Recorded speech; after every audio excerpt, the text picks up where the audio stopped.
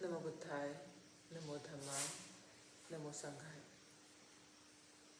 आज हम बौद्ध धर्म के बारे में जानकारी लेंगे कि बौद्ध धर्म मनुष्य के लिए बहुत ही लाभकारी धर्म है। इस धर्म की आवश्यकता क्यों है? मोनेस्टिक्स की आवश्यकता क्यों है? ये जब तक हम जानेंगे नहीं तब तक हम ये धर्म नहीं सीख सकते।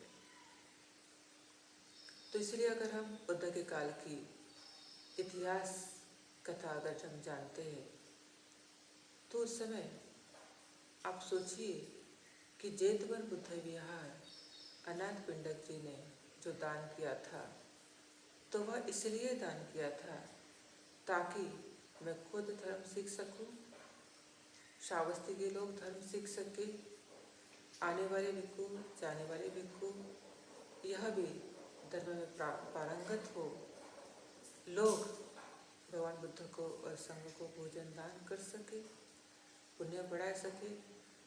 श्रावस्ती नगर ही नहीं तो श्रावस्ती नगर के आजू बाजू राज्य, सारे गांव ये सब बौद्ध धर्म सीख सके और सुख से रह सके।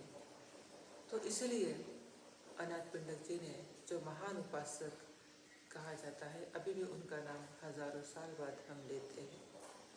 तो उन्होंने यही सोच के अपनी खुद की सोने की जो अशरफिया है वो काशापन दान करके उन्होंने वो जमीन खरीद ली थी।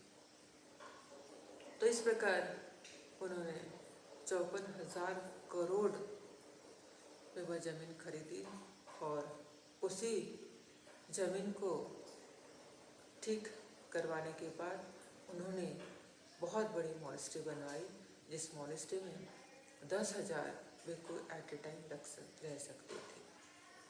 तो कितना बड़ा भिक्खु संघ था। तो इतना बड़ा भिक्खु संघ होने के कारण जहाँ जहाँ भिक्खु संघ जाते थे वहाँ वहाँ धर्म प्रसार होते थे। तो बहुत भिक्खु अरंत बने, लोगों को पुण्य अर्जित करने का मौका मिला।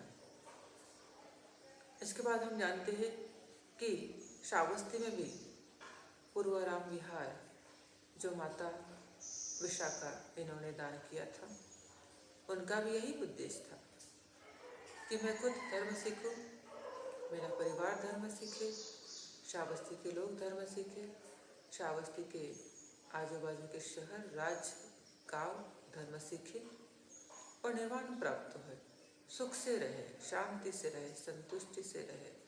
तो इसीलिए उन्होंने अपना 9 कोटि का हार जो 9 प्रकार के रत्नों से जड़ित था, जिसे बनाने के लिए 4 महीने लगे, वह उन्होंने बहुत श्रद्धा युक्त चित्त से दान दिया और उसके ऊपर उन्होंने विहार बनाया उसी पैसे से। तो चित्त की चेतना दिखी कि आज हजारों साल बाद हम विशाखा माता इनको बहुत अच्छी तरह जानते हैं और उनके विहारों को भी हम जानते हैं। तो ये दूसरी मॉनेस्ट्री हुई उस समय के काल के, वहाँ भी हजारों भिक्षु रह सकते थे, इतना बड़ा मॉनेस्ट्री का स्ट्रक्चर था। आने वाले भिक्खु, जाने वाले भिक्खु भी निर्वाण प्राप्त कर सकते थे और खुद विशाखा माता रोज पुण्य अर्जित करने के लिए मॉनेस्ट्री जाती थी, धर्म सुनती थी, भोजन दान, चीवर दान, आर्थिक दान, जो अष्ट पुरस्कार दान, इस प्रकार के दान करती थी। उसके बाद वेणुवन जो दान किया गया है उसका उद्देश्य भी वही था।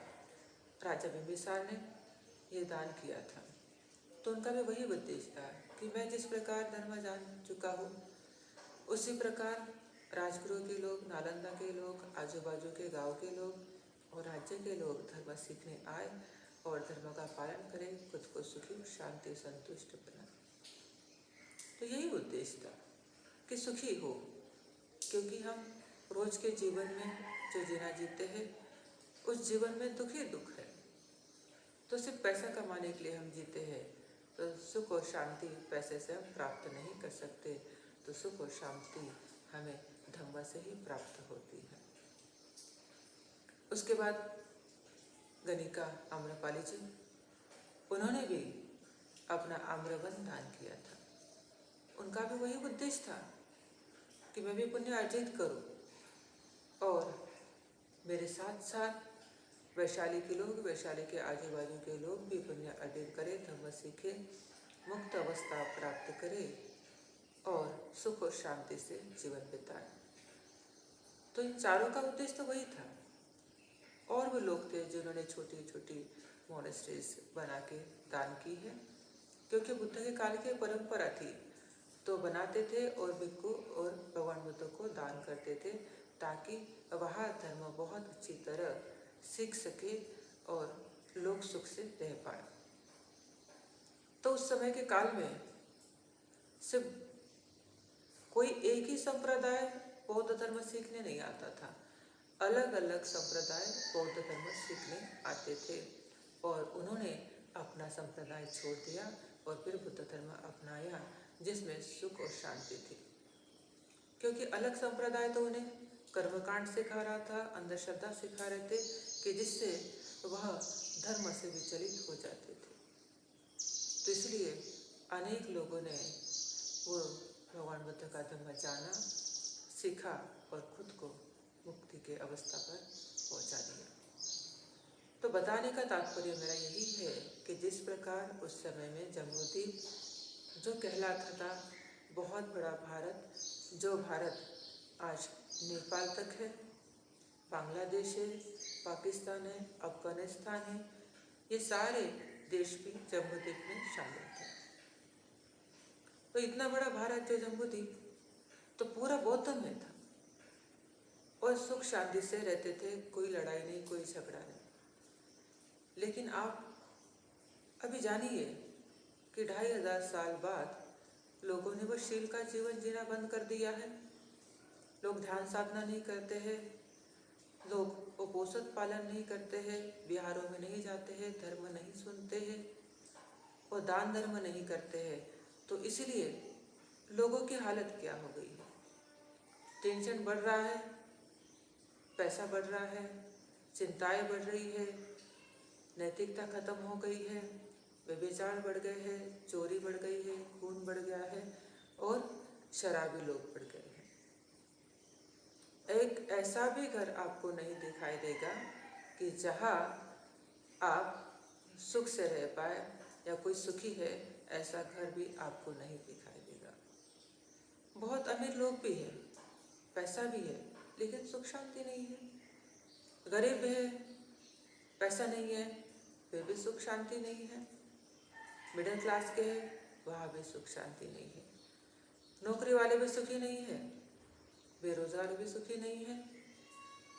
तो इस प्रकार सब तरफ से हम देखते हैं तो कोई सुखी प्राणी इस जगत में अभी हमें नहीं दिखाई देता है। लोगों को लगता है कि पैसा ही भौतिक सुख है, लेकिन ये हमारी गलत धारणा है। तो सुख को प्राप्त करने के लिए क्या करते हैं? फिर कोई कर्मकांड करते हैं, कोई उपवास करते हैं, कोई देवताओं को शरण जाते हैं, उनके पीछे बकरी बलि की जाती है, कोई मुर्गी बलि की जाती है। तो इस प्रकार कर्मकांड पर अंदर श्रद्धा तो पैसा कमाने के लिए या अंदर भय और हमारे मन में सुख शांति प्राप्त करने के लिए किया जाता है। तो ये गलत है। सुख और शांति हमारे अंदर ही होती है, कहीं बाहर नहीं होती है। तो इसीलिए हमारे अंदर ही सुख शांति है। इसे हमें ठीक से अगर हम शील पालन करते हैं, ध्यान साधना करते हैं, दान कर्म करते हैं, बुद्ध धम्म संघ की शरण जाते हैं, श्रद्धायुक्त चित्त से उनकी पूजा करते हैं, तो हमें हमारे मन की सुख शांति वापस मिल सकती है।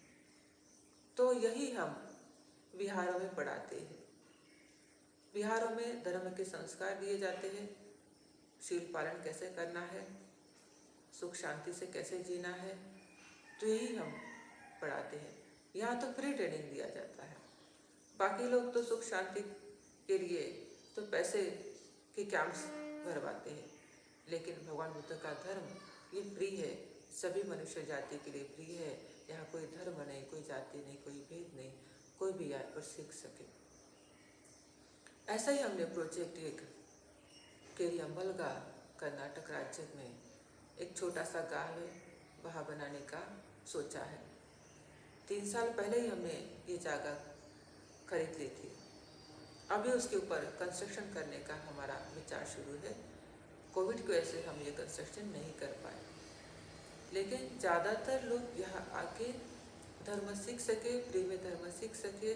जो दुखी महिलाएं हैं यहाँ आके धर्म सीख सके और अपना जीवन सुखमय शांतिमय बना सके। यही हमारा उद्देश्य है, क्योंकि सुख शांति ही सबसे श्रेष्ठ है। धन बहुत होता है, लेकिन धन से कोई सुख और शांति नहीं खरीद सकता। तो हमारा ये प्रोजेक्ट बहुत बिग प्रोजेक्ट है। यह प्रोजेक्ट की सहायता के लिए ही हम सब लोगों को अनुरोध करते हैं कि आप सब लोग भी इस प्रोजेक्ट को सहायता करें। जब सहायता होगी तब ये बहुत जल्दी बन पाएगा, जिसका हमने नाम दिया है भिक्खुनी संघाराम। तो भिक्खुनी संघाराम बहुत बड़ा प्रोजेक्ट है, जहाँ एक धर्म हॉल होगा, रहने की सोई होगी और वहाँ टहलने के लिए हरियाली भी होगी।